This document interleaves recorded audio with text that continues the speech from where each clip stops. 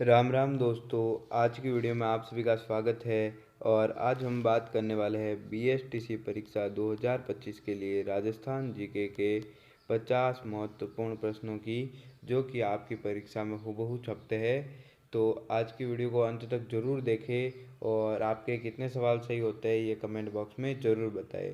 तो शुरुआत करते हैं आज की वीडियो की पहले प्रश्न के साथ कि जयपुर चित्रकला शैली का स्वर्ण काल को किस शासक के काल का माना जाता है। तो देखो, सवाई जयसिंह का, सवाई ईश्वर सिंह, सवाई राम सिंह या सवाई प्रताप सिंह। तो देखो, जो जयपुर चित्र शैली है उसका जो स्वर्ण काल है वो सवाई प्रताप सिंह के शासनकाल का समय माना जाता है। इसके बाद आपके अगला सवाल है कि किशनगढ़ शैली के चित्रकार निहाल चंद अपने चित्रों के नीचे किस भाषा में अपना नाम लिखकर दिया करता था। तो देखो, अंग्रेजी में, हिंदी में, राजस्थानी में या फारसी में। तो किशनगढ़ शैली के जो चित्रकार थे निहाल चंद्र, वो अपने चित्रों के नीचे हर बार फारसी में अपने नाम लिखकर जिसको भी देते थे वो उसको दिया करते थे। इसके बाद आपके अगला सवाल है कि मोर ध्वज एवं निहाल चंद्र किस चित्रकला शैली से संबंधित है। अभी प्रश्न आया, मोर ध्वज और निहाल चंद्र दोनों हैं जो किशनगढ़ शैली से संबंधित है, किशनगढ़ शैली से संबंधित है। इसके बाद आपके अगला सवाल देखते हैं जल्दी से। इसके बाद आपके अगला सवाल है कि राजस्थानी चित्रकला की मूल शैली किस शैली को माना जाता है। मेवाड़ शैली को, किशनगढ़ शैली को, मारवाड़ शैली को या शेखावटी शैली को। तो देखो, जो राजस्थानी चित्रकला है उसकी मूल शैली आपके मानी जाती है मेवाड़ चित्रकला। मेवाड़ शैली की चित्रकला है उसे राजस्थान चित्रकला की मूल शैली माना जाता है। इसके बाद है बणी ठणी चित्रित ग्रंथ किस चित्रकार का है। तो बणी ठणी है जो आप सभी को सीधा पूछ लिया जाना चाहिए। तो सीधा आता है, ये प्रश्न बहुत ही इंपॉर्टेंट है, कई बार पूछा गया है।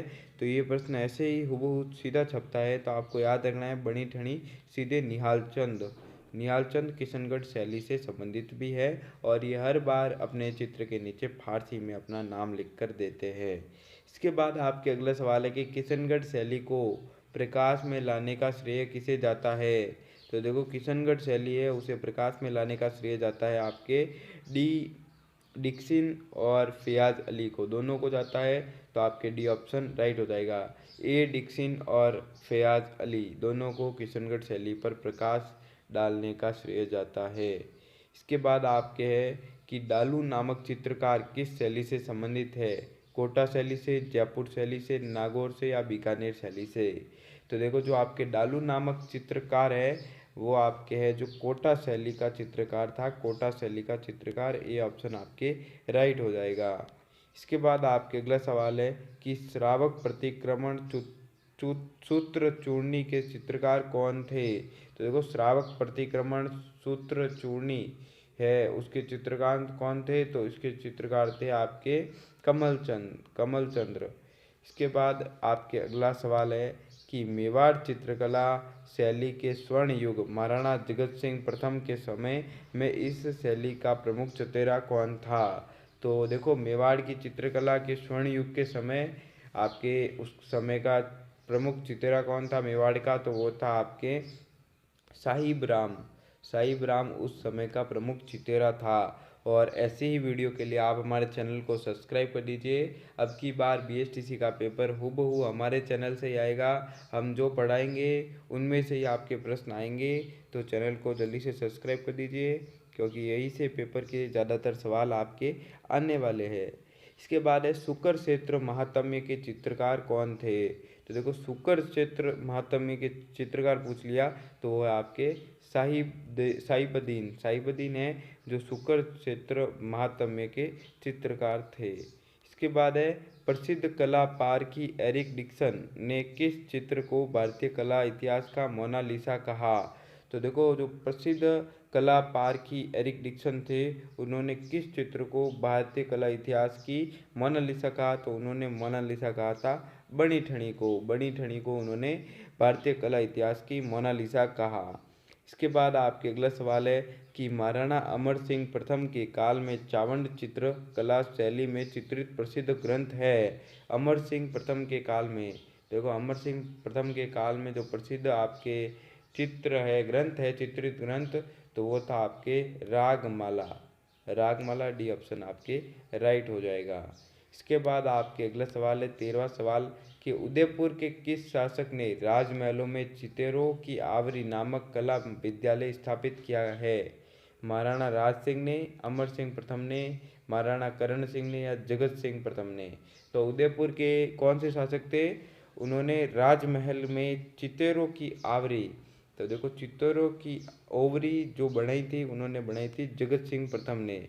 जगत सिंह प्रथम ने चित्तौरों की ओवरी बनाई थी। इसके बाद आपके अगला सवाल है कि वह चित्रकार जिसने मेवाड़ के महाराणा अमर सिंह के काल में चावंड की रागमाला चित्रित की थी। तो देखो रागमाला किसने चित्रित की थी, ये सीधा सवाल है कि चावंड की रागमाला किसने चित्रित की थी? तो वो की थी आपके नसीरुद्दीन ने। नसीरुद्दीन ने मेवाड़ की रागमाला चित्रित की थी, रागमाला ग्रंथ। इसके बाद है ब्लू पोट्री के पर्याय कौन माने जाते हैं? तो देखो ब्लू पोट्री के पर्याय पूछा गया है, तो ब्लू पोट्री के पर्याय आपके माने जाते हैं, वो है आपके के एस शेखावत। इसके बाद आपके अगला सवाल है कि भगवान श्री कृष्ण की लीलाएं किस चित्रकला की विशेषता है? नाथद्वारा शैली की, मेवाड़ शैली की, बूंदी या किशनगढ़ शैली की? तो श्री कृष्ण जहाँ पे आ जाएंगे आपके, तो वो हो जाएगा आपके नाथद्वारा शैली, नाथद्वारा शैली। और जैसे इनकी पिछवाई है, ये कुछ प्रमुख पेंटिंग्स है जो श्री कृष्ण से संबंधित है। देखो प्रश्न भी आ गया कि पिछवाई कलाकृति में बने चित्र उद्धृत किए जाते हैं। तो देखो पिछवाई कलाकृति है, उसमें बने चित्र है जो उद्धृत किए जाते हैं। किससे उद्धृत किया जाता है, किसके बारे में? तो वह आपके श्री भगवान कृष्ण के जीवन से उद्धृत किया जाते हैं। मतलब उनके जीवन के जो महत्वपूर्ण घटनाएं हैं उन्हें वहाँ पर चित्र में अंकित किया जाता है, चित्र के द्वारा समझाया जाता है, वही एक प्रकार से पिछवाई कला है। इसके बाद है अलवर चित्र शैली किन दो शैलियों का मिश्रण है? तो देखो अलवर चित्र शैली है वो जयपुर मारवाड़ शैली और मुगल शैली का मिश्रण है। जयपुर मारवाड़ शैली और मुगल शैली का मिश्रण है। इसके बाद है पाने चित्रित किए जाते हैं भित्तियों पर, कागज पर, कपड़े पर या लकड़ी पर? तो पाने होते हैं वो आपके कब कागज पर चित्रित किए जाते हैं, कागज पर चित्रित किए जाते हैं।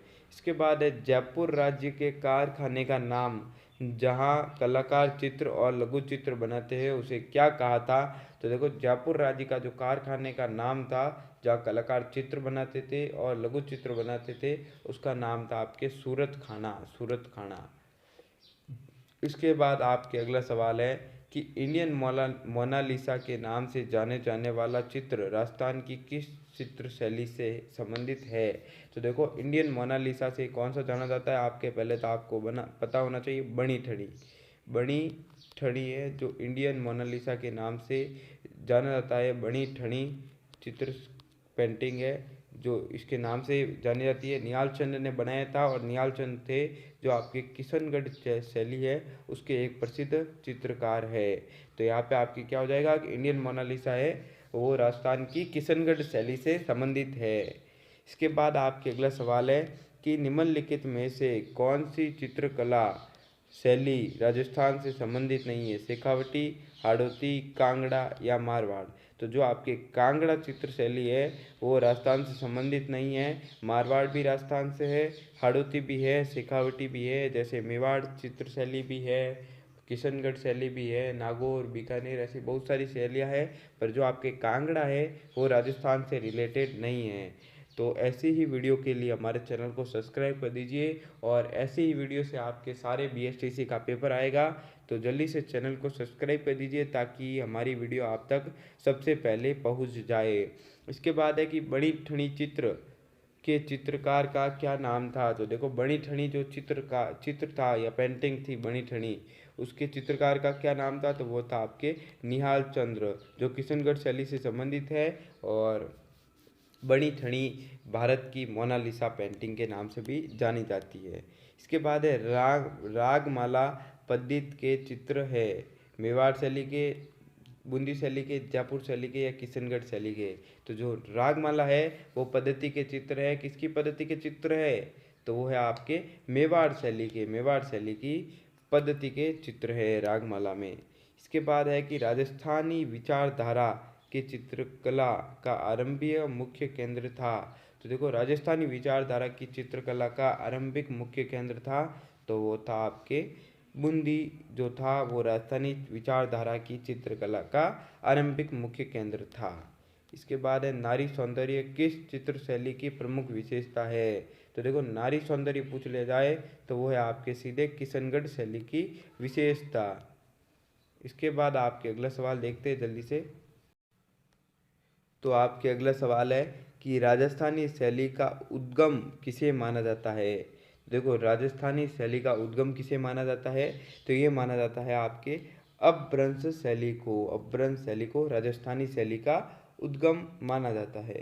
इसके बाद है आपके कि पशु पक्षी को किस चित्रकला में विशेष स्थान मिला है।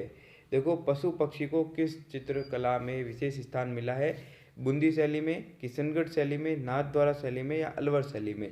तो देखो, पशु पक्षी को है ना विशेष स्थान मिला है आपके जो बूंदी शैली में। बूंदी शैली में आपके पशु और पक्षियों को विशेष स्थान मिला है। इसके बाद आपके अगला सवाल है कि राजस्थानी चित्रकला संग्रहालय पोती खाना किस स्थान पर है। तो देखो, राजस्थानी चित्रकला संग्रहालय का जो पोती खाना है वो आपके राजधानी द पिंक सिटी जयपुर में स्थित है। जयपुर में स्थित है, पिंक सिटी जयपुर में आपके पोती खाना स्थित है। इसके बाद आपके अगला सवाल है कि राजस्थानी चित्रकला की ढूंढारी शैली किस चित्र शैली की सन्निकट है। मतलब देखो, जो आपके ढूंढारी शैली है वो किसके सबसे निकटतम शैली है, तो वो है आपके जयपुर शैली की सबसे निकटतम शैली है आपके ढूंढारी शैली। इसके बाद आज का आपका अंतिम सवाल है कि कमान की तरह आंखें, केले के वृक्ष और गुलाब रंग का प्रयोग किस चित्र शैली की विशेषता है। किशनगढ़ शैली की, देवगढ़ शैली की, या नाथद्वारा शैली की, या मेवाड़ शैली की। तो ये सवाल आपको स्वयं को बताना है। आज की वीडियो में बस इतना ही। वीडियो अच्छी लगी हो और ऐसी वीडियो के लिए आप चैनल को सब्सक्राइब कर दीजिए, वीडियो को लाइक करें और ज़्यादा से ज़्यादा इसको अपने मित्रों के साथ शेयर करें। धन्यवाद। आज की वीडियो में बस इतना।